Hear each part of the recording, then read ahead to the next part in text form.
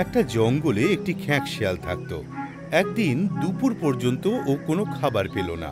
ও খিদের জ্বালায় পাগল হয়ে এদিক ওদিক দৌড়ে বেড়াতে লাগলো। একটু খাবারের জন্য পুরো জঙ্গল খুঁজে বেরুলাম, কিন্তু কোথাও খাবার পেলাম না। এখন আমি কি করি? এত গরম আর খিদের ঠেলায় আমি একেবারে মরে যাচ্ছি। চলার মতন শক্তি আর আমার কাছে নেই গো, আর পারি না। এই কথা বলে খিদের জ্বালায় আর গরমে ক্লান্ত হয়ে খ্যাঁক শিয়াল গাছের নিচে বসে পড়ল। যদি খাবার না পাই তাহলে মনে হয় প্রাণটাই বেরিয়ে যাবে। হে ভগবান, আমি যে কি করি? তখন ওর মাথায় একটা বুদ্ধি এলো, আর ও গ্রামের দিকে এগিয়ে চলল। আর যখন ও গ্রামে পৌঁছলো, গ্রামের কুকুরগুলো ওকে দেখে ফেলল আর চেঁচাতে চেঁচাতে ওকে ধাওয়া করলো। আর খ্যাঁক শিয়ালও নিজের প্রাণ বাঁচাতে জঙ্গলের দিকে দৌড় লাগালো, আর কুকুরগুলোকে বুড়ো আঙুল দেখিয়ে একটা ঝোপের মধ্যে লুকিয়ে পড়ল। আর কুকুরগুলো আগে এগিয়ে গেল। এই কুকুরটা আজকে আমাকে মেরেই ফেলতো, আর কোনোদিন আমি গ্রামে যাব না। এই কথা বলে খ্যাঁক শিয়াল ওই গাছের নিচে বসে পড়ল, যেখানে ও দুপুরবেলা বসেছিল, আর বলল, আজ মনে হয় আমার কপালটাই খারাপ। গ্রামে তো কোনো না কোনো ঘর থেকে আমি খাবার পেয়েই যেতাম। ওই বদমাস কুকুরটা সবকিছু গন্ডগোল করে দিল। কুকুরগুলো জমে দুয়ারে যাক। গাছের নিচে বসে ওই খ্যাঁক শিয়াল গ্রামের কুকুরগুলোকে যা নয় তাই বলতে লাগলো। তখনই ও দেখতে পেল একটা কাক ঠোঁটে রুটির টুকরো নিয়ে উড়ে আসছে।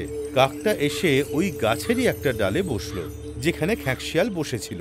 আহা, রুটি, এতে তো আমার পেটটা ভরে যাবে। কাকের ঠোঁটে রুটির টুকরো দেখে ওই খ্যাঁক শিয়ালের জিভে তো জল এসে গেল। আর ওই খ্যাঁক শিয়াল ভাবতে লাগলো, যেভাবেই হোক ওই রুটিটা হাতাতে হবে, তাহলেই আমার খিদে মিটবে। আর তখনই ওই খ্যাঁক শিয়াল ভাবতে লাগলো কাকের থেকে রুটিটা কি করে ছিনিয়ে নেওয়া যায়, কিন্তু কোনো উপায়ও খুঁজে পাচ্ছিল না। কাকটা গাছের উঁচু ডালে বসে এদিক ওদিক তাকাতে লাগলো। মনে হচ্ছিল ও যেন রুটি নিয়ে চিন্তিত, কেউ যেন ওটাকে ছিনিয়ে না নেয়। কারণ কাকটাও খুবই কষ্ট করে একটা বাচ্চার থেকে ওই রুটিটা ছিনিয়ে এনেছিল। কাকটাও একটা মোটা ডালে বসার জন্য এদিক ওদিক দেখছিল, যেখানে বসেও আরাম করে রুটিটা খেতে পারে, আর রুটিটাও যেন নিচে না পড়ে। তখনই খ্যাঁক শিয়ালের মাথায় একটা বুদ্ধি এলো। ও ডালে বসা কাকটার দিকে তাকিয়ে খুবই মিষ্টি করে বলল, আমার প্রিয় কাক ভাই, আপনি তো অতি সুন্দর।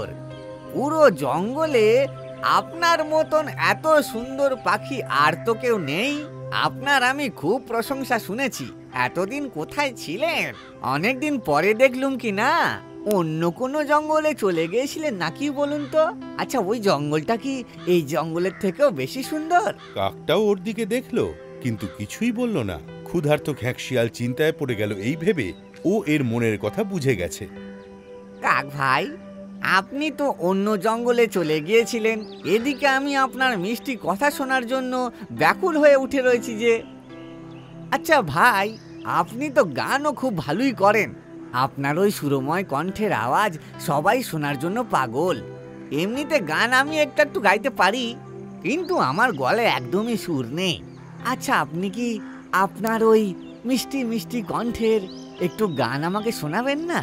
খ্যাঁক শিয়ালের চালাকি কাকটা বুঝে ফেলল যে যে কোনোভাবেই হোক খ্যাঁক শিয়াল রুটিটা ছিনিয়ে নিতে চায়। তখন কাকটা নিজের পায়ে রুটিটা চেপে ধরে বেসুরা আওয়াজে গাইতে লাগলো।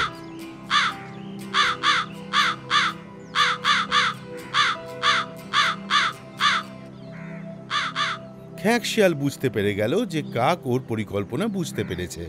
এবার আমাকে অন্য উপায় ভাবতে হবে। আরে বাহ কাক ভাই, আজকে তো আপনি পুরো ফাটিয়ে দিলেন। এইবার যদি আপনি একটু ফাটাফাটি নাচ দেখিয়ে দেন তাহলে জমে যাবে একেবারে।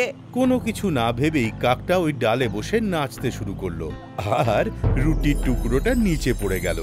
আর ক্ষুধার্ত খ্যাঁক শিয়াল রুটির টুকরোটা মুখে তুলে ওখান থেকে দে ছুট।